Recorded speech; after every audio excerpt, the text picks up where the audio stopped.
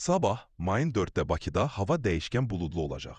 Gün ərzində bəzi yerlərdə yağış yağacağı ehtimalı var. Havanın temperaturu gündüz 25-29 qrad ola, gecə isə 20-24 qrad olacaq.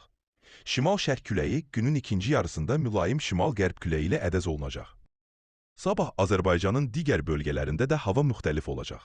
Məsələn, Gəncə, gündüz saatlarında hava əsasən günəşli olacaq, lakin axşam saatlarında bəzi yerlərdə yağış yağma ehtimalı var.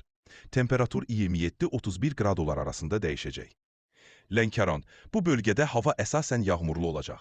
Gün ərzində yağışın davam edəcəyi gözlənilir. Havanın temperaturu 20-24 qrad arasında olacaq.